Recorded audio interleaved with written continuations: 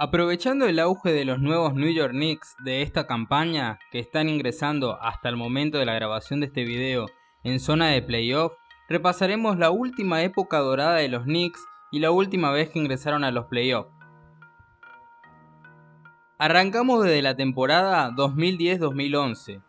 Llegaba una nueva campaña y los Knicks querían volver a dar que hablar luego de años de decadencia.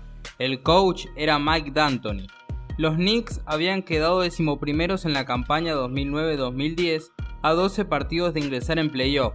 Por ende, la gente pedía que los Knicks por fin formen un equipo decente.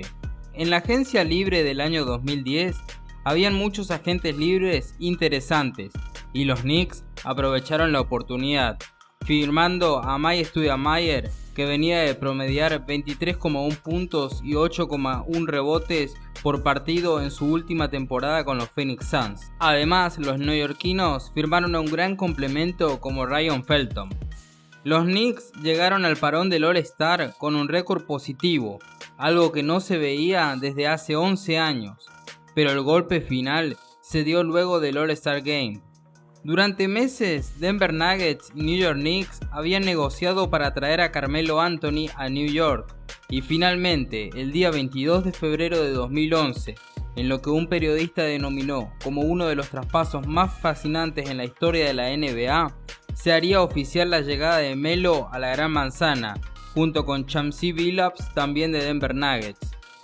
Los Knicks cerraron la temporada con 14 victorias y 14 derrotas, luego del All-Star teniendo un récord positivo de 42-40, quedándose en la sexta posición de la conferencia este. Por fin habían formado un equipo dispuesto a competir. En dichos playoffs se encararían con Boston Celtics en primera ronda. El primer partido fue muy disputado, los Celtics ganaron el encuentro por 87-85, pero eso no era lo peor. Chauncey Billups se lesionó la rodilla y era baja para el resto de la serie, y ahí empezaría uno de los principales males de esta época de los Knicks, las lesiones. A pesar de ello, el equipo dio pelea, pero no fue suficiente. Los orgullosos verdes se llevaron la serie por 4-0, y este era el final de esa primera temporada de los Knicks, que marcarían una época que, si se quiere, comparadas con las que vendrían después, sería un tanto más gloriosa. Los neoyorquinos encaraban con todo esta nueva campaña, con el refuerzo de Tyson Chandler proveniente de Dallas Mavericks. Para conseguir a Chandler hicieron caso a la cláusula de amnistía sobre Chauncey Billups, liberándolo de su contrato. En esta 2011-2012, los Knicks cerraron una temporada similar a la anterior, con un récord positivo de 36-30. Debo remarcar que son menos partidos debido al lockout.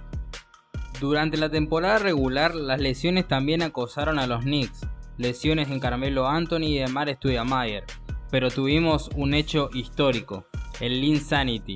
Ante tantas lesiones y partidos back-to-back, Mike D'Antoni confió en Jeremy Lin y este le respondió de una excelente manera, asombrándonos con rachas de puntos en partidos consecutivos, el más recordado, los 38 puntos en el Madison Square Garden, frente a Los Ángeles Lakers del propio Kobe Bryant, quien posterior al partido había dicho que esta fue una de las mejores exhibiciones en la historia del Madison Square Garden, la meca del baloncesto. Lin puso el equipo en órbita nuevamente y salvó la temporada, pero no todo fue color de rosas.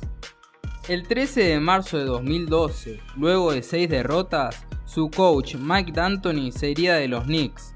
Pero ¿cuál fue el problema que llevó a D'Antoni a tomar semejante decisión? El coach explicó tiempo después que su estancia en los Knicks finalizó luego de que Carmelo Anthony haya dicho puertas adentro que si D'Antoni seguía, él sería de New York. Luego de semejante declaración, Mike no lo pensó mucho y se fue rápidamente de los Knicks. El asistente de D'Antoni, Mike Woodson, se hizo cargo del equipo. Y para sumar aún muchísimos más problemas, en los playoffs no la tuvieron para nada fácil con las lesiones. Iman Shumpert se rompió los ligamentos cruzados, Baron Davis se rompió la rótula, además Jeremy Lin se agarró el menisco izquierdo antes de que comenzaran los playoffs. Todo este combo afectó a los Knicks, que en primera ronda se enfrentaban a los poderosísimos Miami Heat del Big Three de Dwayne Wade, LeBron James y Chris Bosh. El primer partido de esta serie fue una paliza a favor de Miami, con 33 puntos de diferencia. El segundo encuentro fue nuevamente para los Heat, que veían como los Knicks no podían dar vuelta a la serie y no encontraban remedio ante tantas lesiones. Sumado a eso, un hecho insólito sucedió luego del partido 2. Amar'e Stoudemire se frustró tanto con la derrota y golpeó un vidrio de manera que su mano sufrió cortes graves que lo dejarían fuera del tercer partido de la serie, donde nuevamente los Knicks caerían. Finalmente Miami se llevaría la serie en 5 partidos, dejando nuevamente a los Knicks fuera en primera ronda de los playoffs. Una nueva decepción y un nuevo cúmulo de mala suerte y lesiones perjudicó a este equipo. La temporada 2012-2013 era una todo o nada para este proyecto de los Knicks. Hubieron muchos cambios dentro de la plantilla. Jeremy Lin se marchó a Houston, Landry Fields a Toronto Raptors. A cambio, los Knicks adquirieron a Marcus Camby, Pablo Prigioni y Ronnie Brewer. Sumado a esto, Rasheed Wallace volvió de su retiro y ficharía por los Knicks. Los Knicks tuvieron un gran comienzo de campaña, llegando al parón del All-Star como segundos en la conferencia este, manteniéndose en dicha posición hasta el fin de la temporada. Los neoyorquinos fueron campeones de la División Atlántica por primera vez desde 1994. Todo parecía brillar, pero las desilusiones llegarían nuevamente en la etapa de playoff. Los Knicks enfrentarían nuevamente en primera ronda a Boston Celtics, al igual que en el 2011. Los Knicks dieron muestra de buen juego y confianza en sí mismos, doblegando a los orgullosos verdes para pasar por fin a semis de conferencia, luego de 13 años de ausencia. De los aficionados de New York era mucha, pero todo llegó a su fin. En semis de conferencia se enfrentarían a los Indiana Pacers de Paul George, George Hill y David West. La serie fue demasiado pareja, pero los Pacers pudieron doblegar a los Knicks, que lo habían dejado todo en la cancha, pero no bastó. Otra vez la temporada de los Knicks se quedaba esta vez en semis, a medio camino de lo que ellos esperaban una consagración o al menos unas finales de conferencia. Para la temporada 2013-2014 todo el sueño cosechado se había derrumbado. Phil Jackson llegó como coach de los Knicks, además se reforzaron con Ron Artest y elegirían en el draft a Tim Hardaway Jr., pero el resultado fue muy decepcionante, quedando novenos de la conferencia este con un récord negativo, poniendo punto final a esta época de playoff de los Knicks que hasta el día de hoy no pudimos volver a verlos en postemporada. Quizás parezca una justificación un poco tonta, pero lo que les jugó en contra a estos Knicks siempre fueron las lesiones y la mala suerte. Por ejemplo, en los playoffs de 2011, la lesión de Chauncey Billups los dejó mermados, perdiendo 4-0 contra los Celtics.